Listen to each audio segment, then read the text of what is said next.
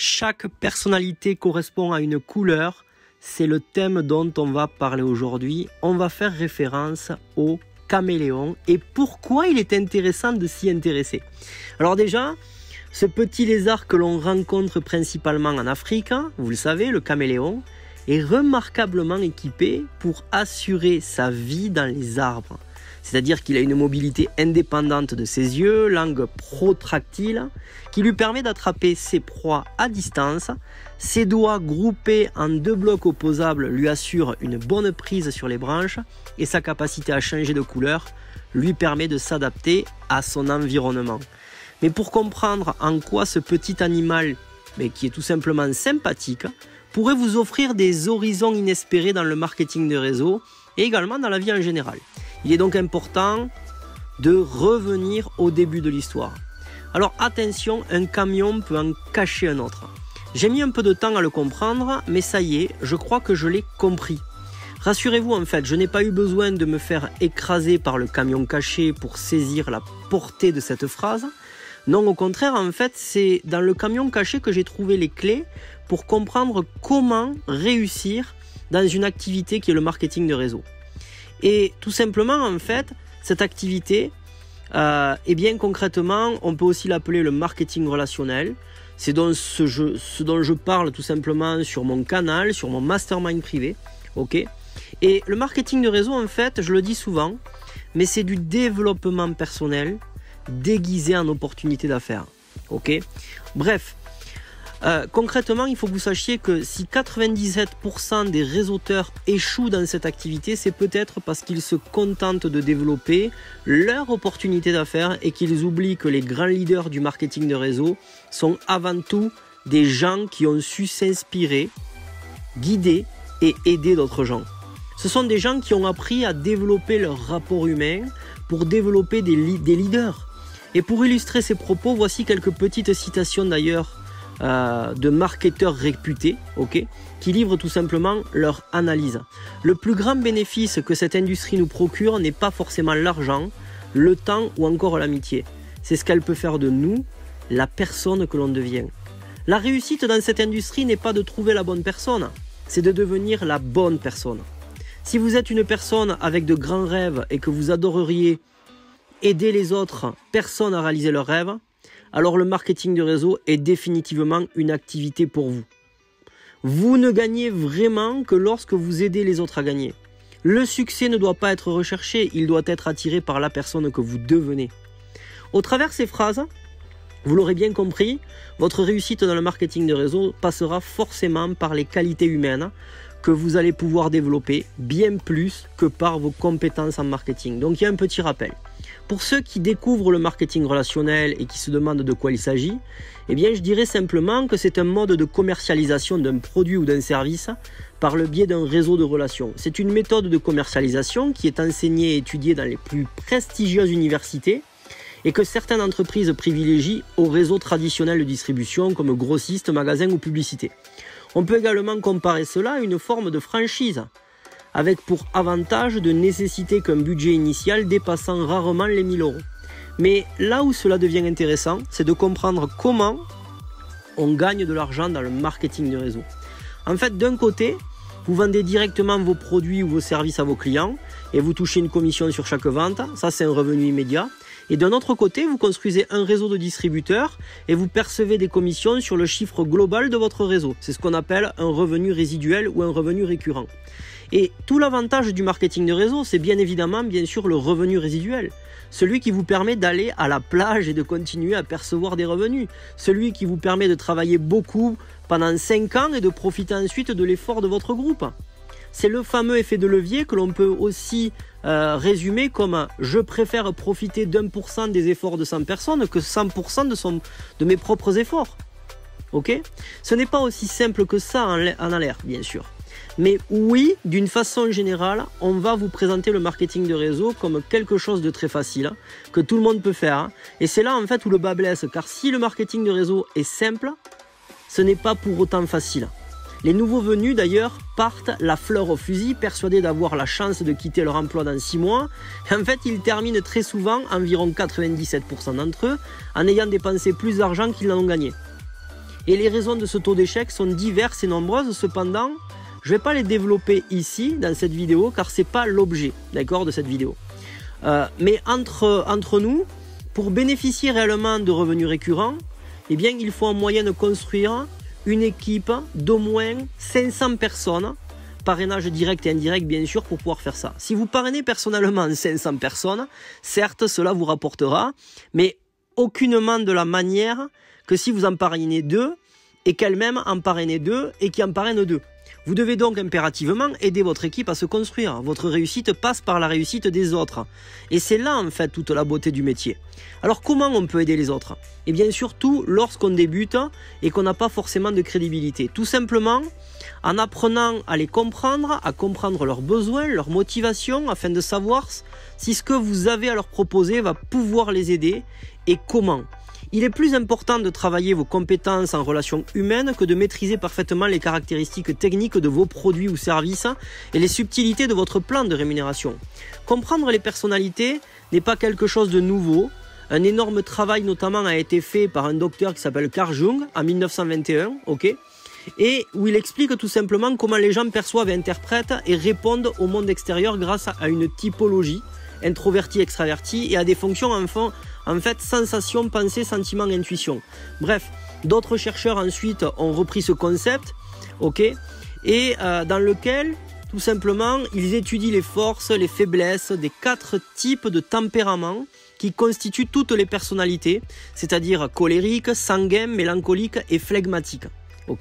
Mais tout cela restait encore assez technique pour beaucoup de personnes, et ces termes en fait compliqués avaient tendance à freiner ceux qui auraient eu tout simplement le plus besoin de ce type d'informations. C'est pourquoi quelques grands noms du marketing de réseau ont décidé d'y associer des couleurs, et plusieurs formations ont ainsi vu le jour.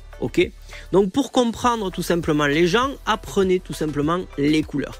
Apprendre à connaître les gens au travers de ces 4 couleurs devient presque enfantin et surtout ludique. Une fois que vous serez capable de reconnaître les couleurs et de comprendre ce qu'elles veulent dire, eh bien vous pourrez vous connecter aux personnes avec beaucoup plus de facilité. Vous saurez quoi dire et comment le dire avec chaque personne que vous rencontrerez.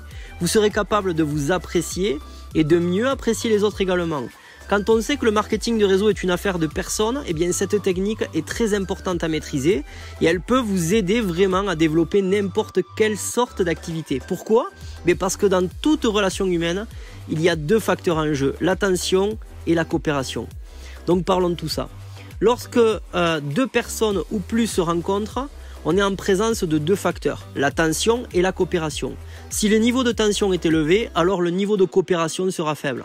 Et inversement, si le niveau de tension est faible, alors le niveau de coopération sera élevé. L'objectif, bien évidemment, dans tout rapport avec une personne, est d'obtenir un niveau de coopération élevé. Vous devrez donc pour cela maintenir la personne en face de vous dans sa zone de confort en abaissant son niveau de tension. Et cela marche pour 2 raisons. Premièrement, les gens n'aiment pas le changement, ils résistent au changement et ils préfèrent rester dans leur zone de confort. Et deuxièmement, en fait, les gens ont tendance à faire des affaires avec les gens qui sont comme eux, qu'ils connaissent et avec qui ils ont confiance.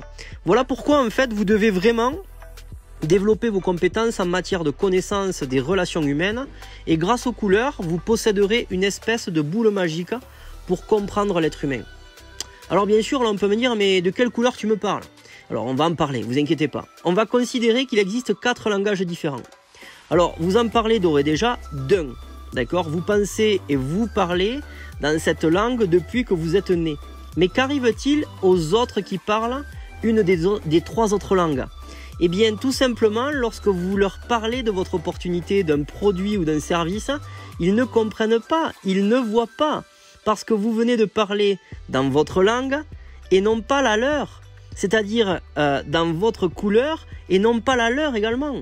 Il est donc essentiel d'apprendre à communiquer dans la couleur de votre interlocuteur afin de faciliter les relations humaines et donc, comme on l'a vu, eh bien, afin de faire baisser les tensions et d'augmenter le niveau de coopération.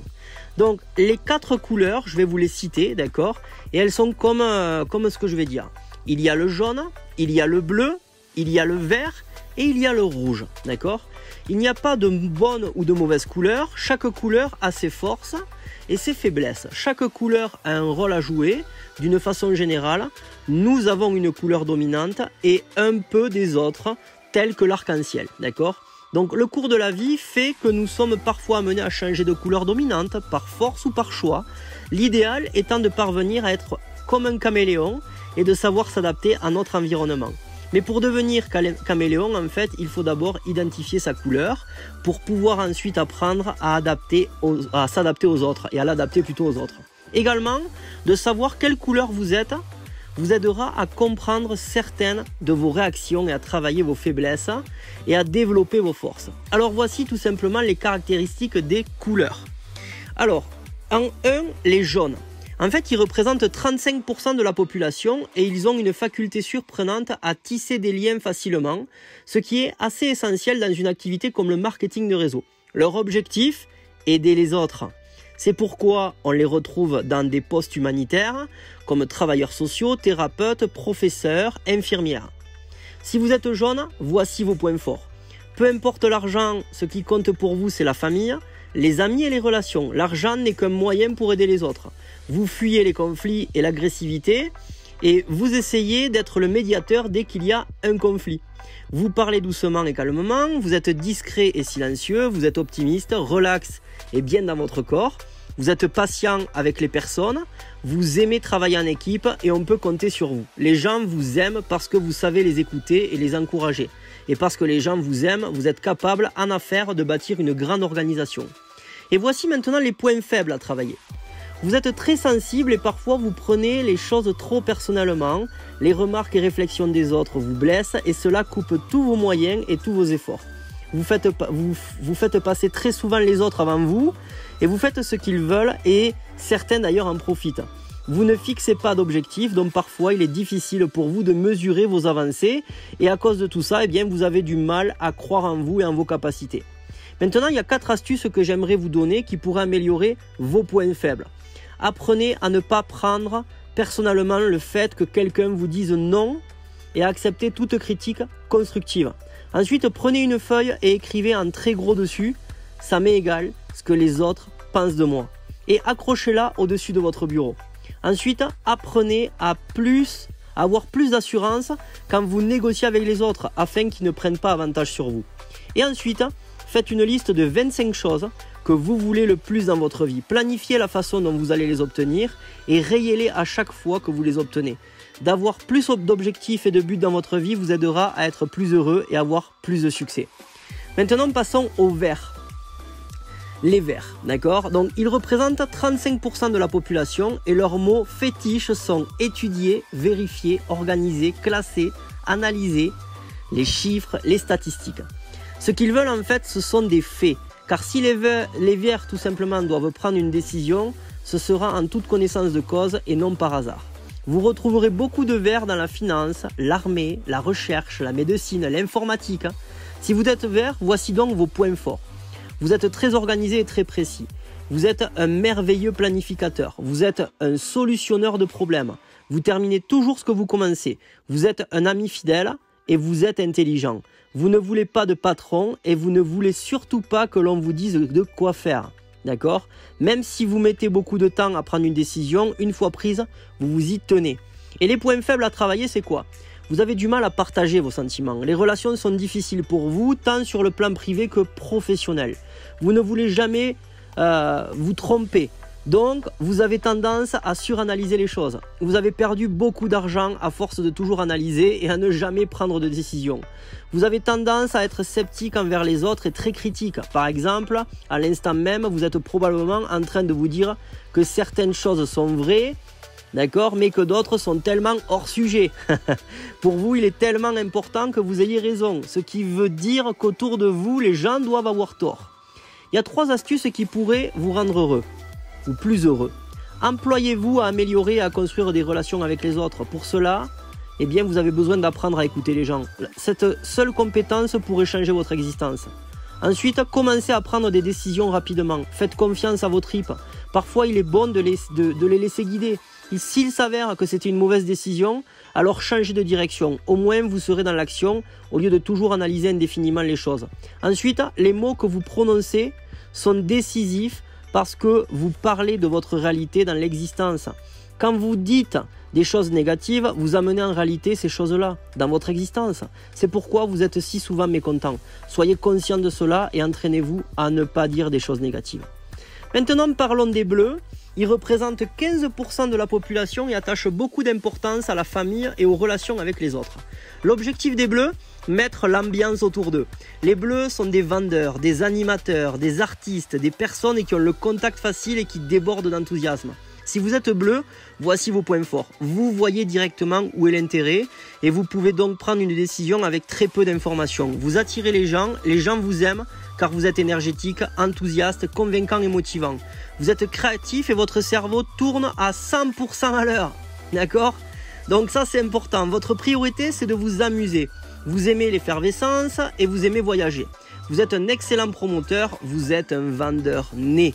Et voici donc les points faibles à travailler. Vous avez probablement des post-it collés partout autour de vous. Vous avez tendance à être inorganisé et à ne pas faire de suivi. Vous pourriez accomplir bien plus de choses si vous pouviez structurer un peu plus votre vie. Vous avez du mal à vous concentrer sur un seul projet à long terme. Vous recherchez toujours de l'effervescence, donc vous avez tendance à changer souvent de direction, ce qui signifie que vous ne travaillez pas suffisamment longtemps sur un seul et même projet pour avoir une grande réussite. Vous êtes plus heureux lorsque vous êtes avec un groupe de personnes et vous avez alors tendance à beaucoup parler et du coup certaines personnes se sentent à l'écart lorsque vous monopolisez la scène. Il y a 3 astuces qui pourraient vous aider à travailler vos points faibles. Le plus important, vous devez apprendre à écouter et à pas parler. Vous êtes tellement attirant que si vous appreniez en plus à écouter, les gens feraient la queue pour faire partie de vos amis. En affaires, vous avez besoin de prendre une décision et de vous y tenir. Vous avez besoin d'un système, d'un processus pour vous organiser et pour vous obliger à le suivre. Sinon, vous débattrez toujours. C'est dans le suivi qu'est la fortune pour vous. Lorsque vous créez un réseau, un groupe, une organisation quelconque, connectez-vous avec des personnes organisées qui ont le sens du détail. Vous fournissez la vision et eux mettent tout ça en place pour vous. Maintenant, passons aux rouges. En fait, les rouges, ils représentent 95% de la population et ce sont des leaders naturels, des chefs d'entreprise, des dirigeants. Leur credo, écartez-vous de mon chemin ou encore, c'est moi le chef. Si vous êtes rouge, voici vos points forts. Vous êtes incroyablement productif. Vous êtes un excellent négociateur, vous avez une grande énergie, vous aimez prendre des risques, vous êtes un leader, vous êtes très confiant, vous passez à l'action, vous êtes indépendant. Et voici les points faibles à travailler.